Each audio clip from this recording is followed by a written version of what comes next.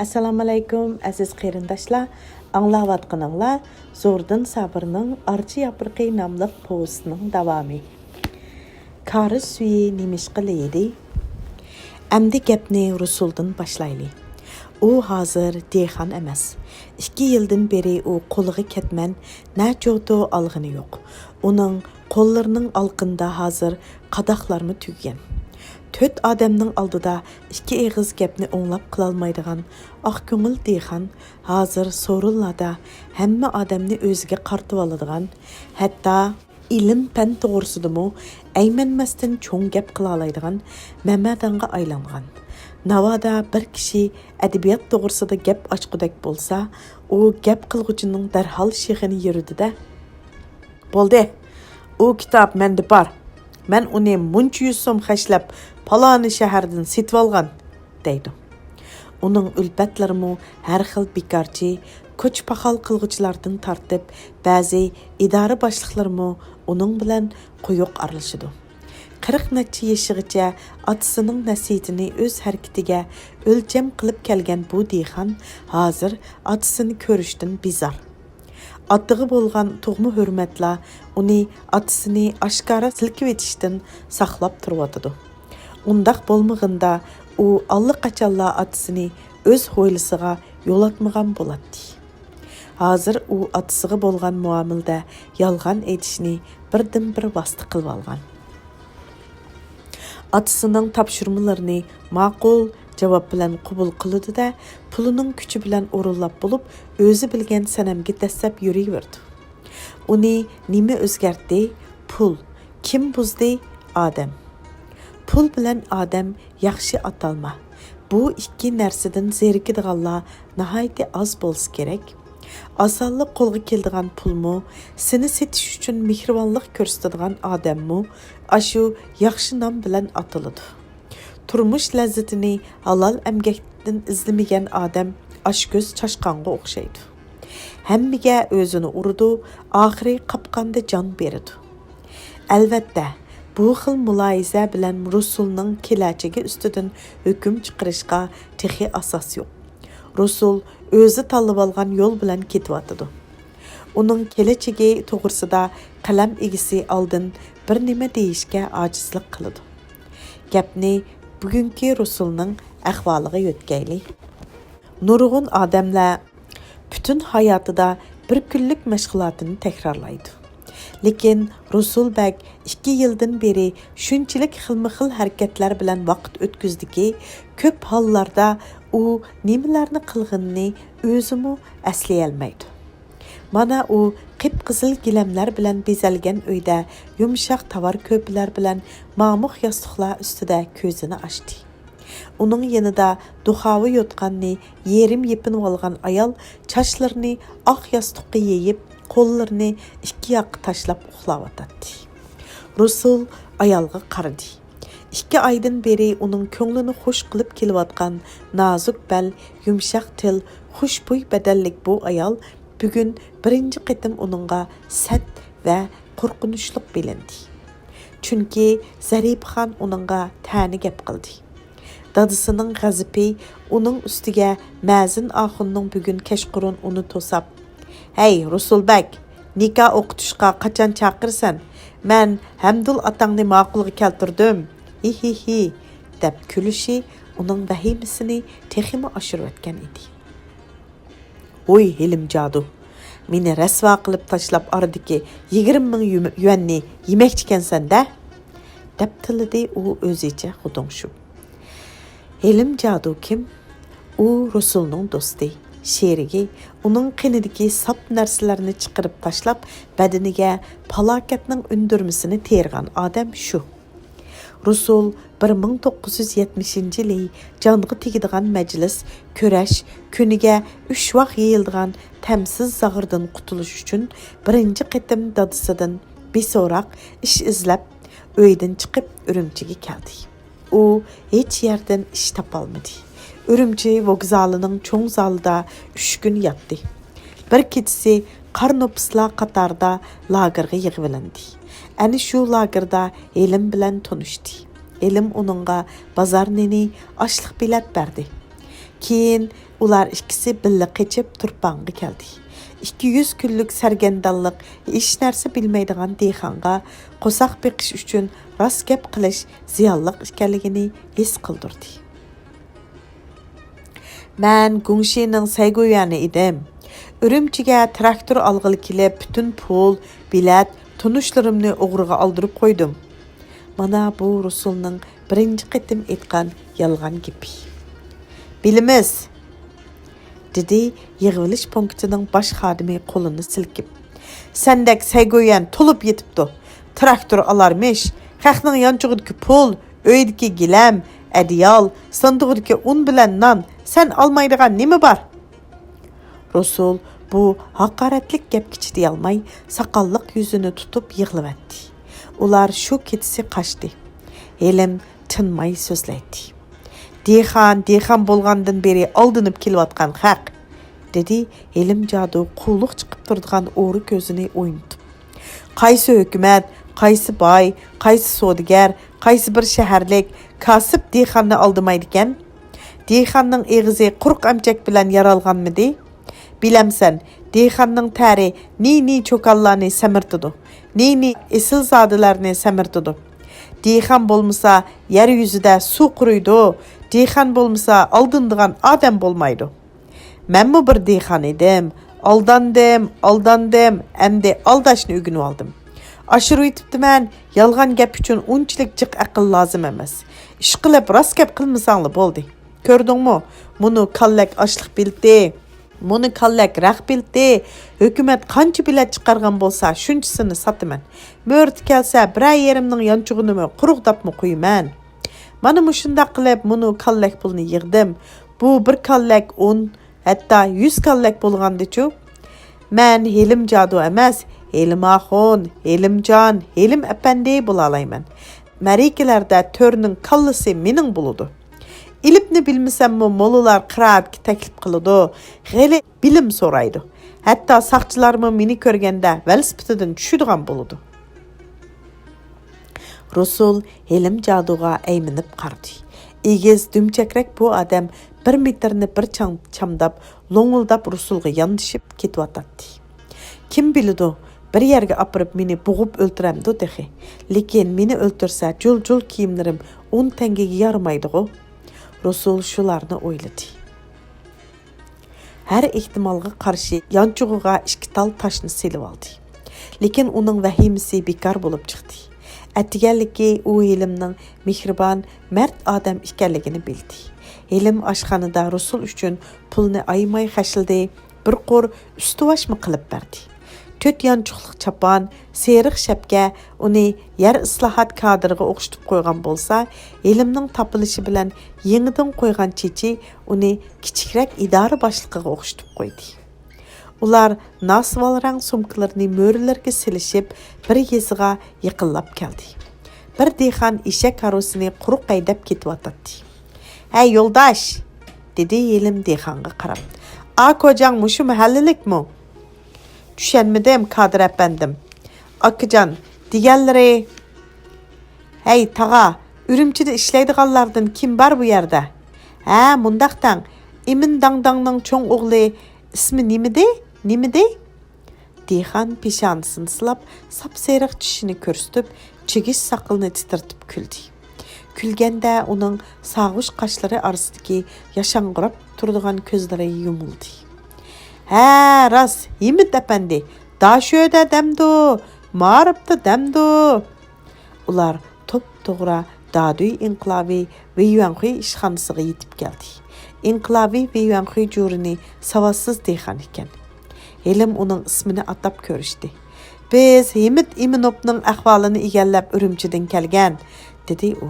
"Bir soatdan o'shiq tura olmaymiz." Inqilobiy va Yuanxuy jurini ularni mehmon qildi, 3-4 dehqonni yig'ib berdi. Ular Himit Iminovning kichigida ezilganligi, tarixi, sinipi pak ekanligi, faqat otasi Imin mashchi arlab mash, chilak to'ylab pul tepib qo'ydiganligini, shuning uchun ancha-muncha uchuqdilinib turdiganligini aytdi. Ularning qo'shni yeziga yetib olish uchun yaxshi egar to'qim bilan bir ot berdi. U 7-ci düydə mening inim bar, dedi Daduy inqilabi Veyvan xuyunun jurini ilimlarga tapılıb. Atni şununğa berip qoysanglar yetkizip beridu. İnimning ismi Jamoliddin. Ular yaxshi atqa mingishib, shu kunila boshqa nayiga o'tib ketdi.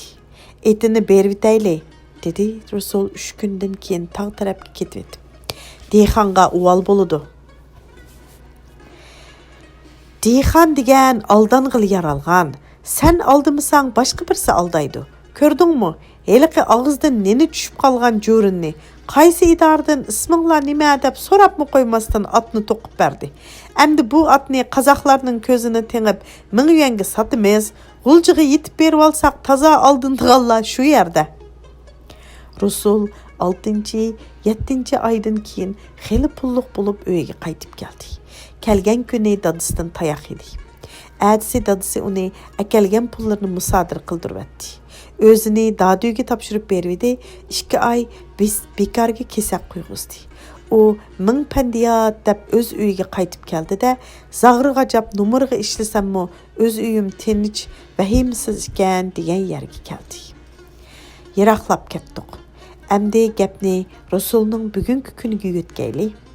Çokan naz bilan Rasulning qo'lini tutdi da o'ziga tartdi. Tinglab beqing, kichik Abdurasul dada davatidu.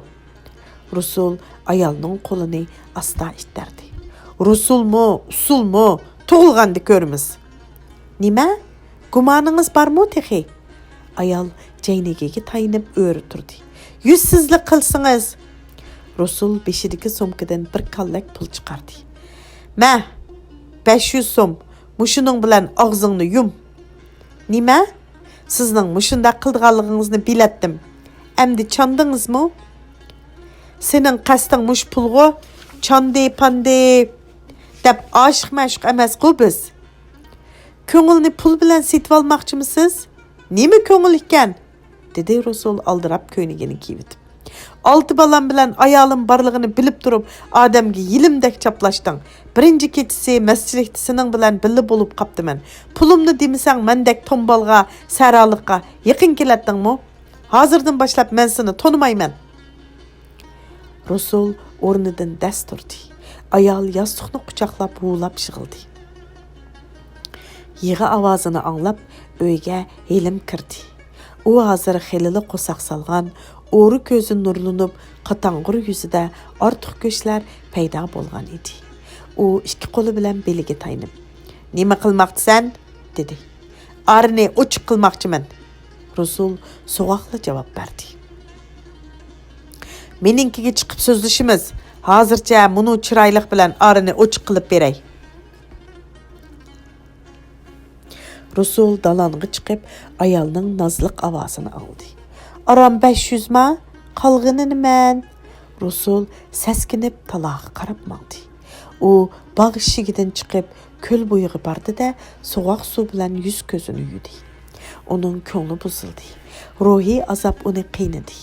Bugun ikkinchi qatim uning yodiga Zarif xonning xuma ko'zlari keldi.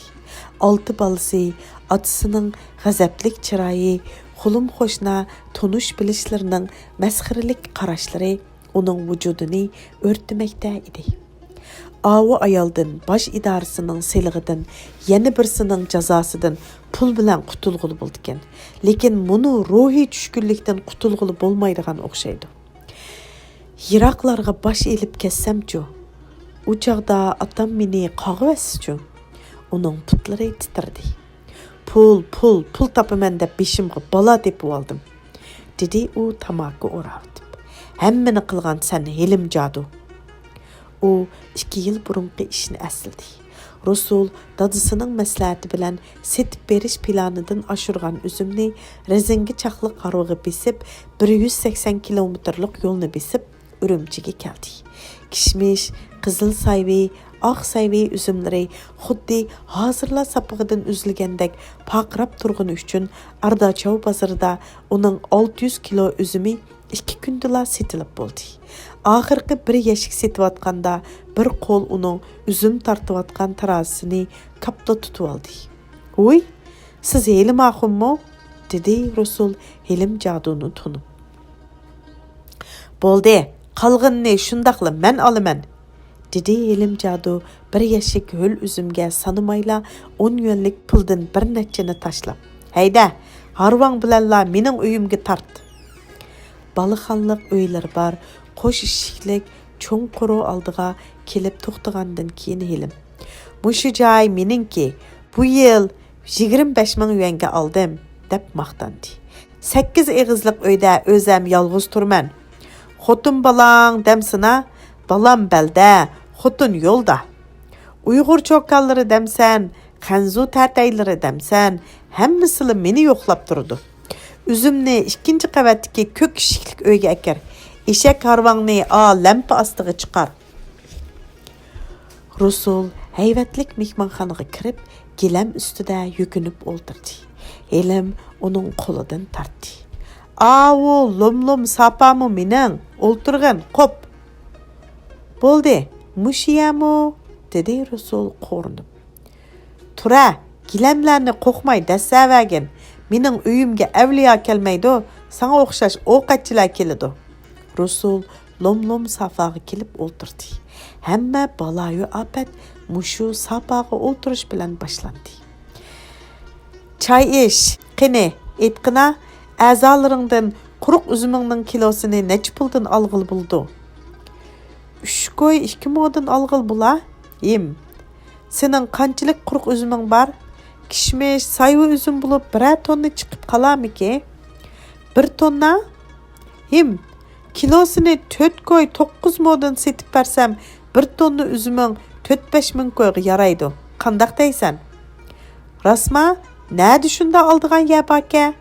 Rusulning ko'zlari o'ynab ketdi. Barg'andi ko'rsan, andaq bo'lsa, gap shu ha? Buni 10 ming qo'y tonnasini 3200 yuandan 3 tonna üzüm setib al. Ko'zingni jamda qilsan-go, odam qo'shiman. 1 oygacha elib tayyorlab qo'ysizlar. 1 oy bo'lganda mashina elib tushiman. Turpandan uttur heliqi üzümni qimmat oldigan yerga boramiz. 1 tonna üzümning kira haqiga 800 qo'y to'laysan. Biz borgan joyda 5 qo'y yetdimi? Uningdan kilosiga 8 mochan kirasiga chiqib ketsa, sana 4 qo'y 7 moddan qoladi. 7 mo'se eqim chiqimiga kessimi qo'rqyaptamsan? Bu degan hukumat yo'l qo'ygan ish. Heliqidak aldab-saldab at o'g'irlaydigan ish emas-da.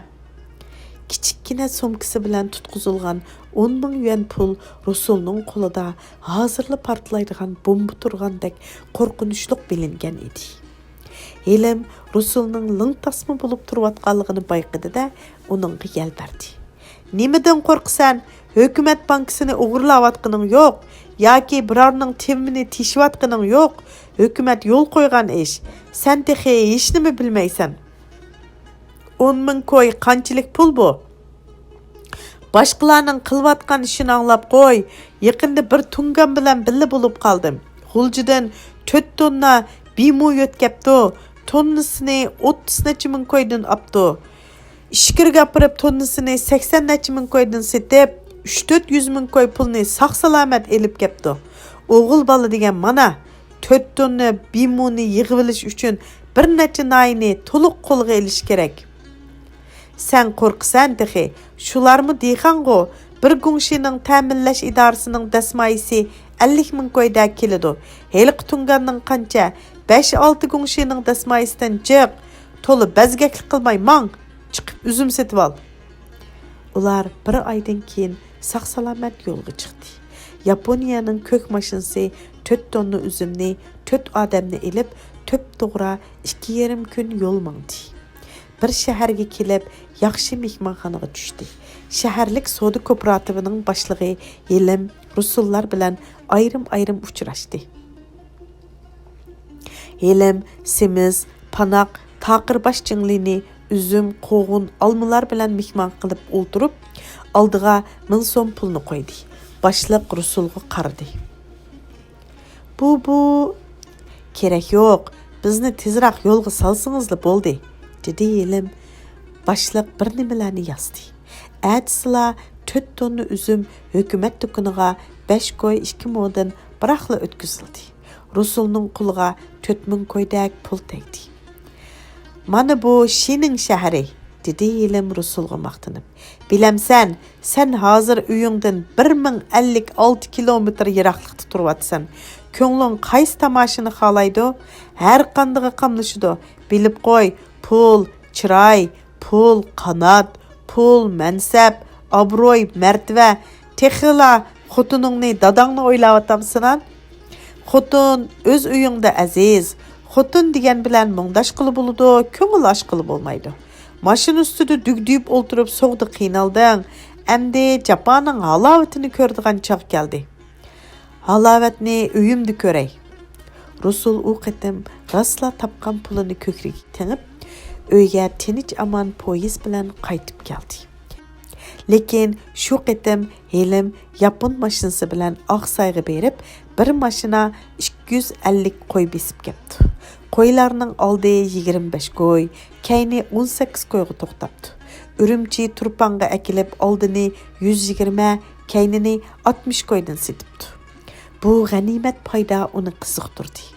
Dadısıga 1200 yuan pulunu berip qoyup, qalğan pulunu beligi bağlap tügüp, laz setip çıqıman degen bana bilen Ürümçiga yana çıktı da Helimni izlep tapdı. Şundaq qilib 1 yıldan keyin 10-20 ming koy, 2 yıldan keyin 50-60 ming koyluq dasmayğımı egi bulup qaldı. Hayatının bu asan yolu onu özgertip etdi. Bunu bugünkü vahime ani şunun bedeliga kelgen idi. Köl suyu tuyuqsuz çöl döküldü. Rusul çüçüp leýgan suğa qardy. Helim oçun bilen suni bişiği quyup köldi yuyunup atatdy. Hey, içidigan suni haram qıldın-gu. Ha? Dedi Helim közünü ulap. Halal haram dep qapsına? Etqina, bu dünyada zade qaysı narsa halalken? Özüň tapqan balınımı haram depsen tehi. Bugün misyagiç okuymiz. Hayırlı kaş.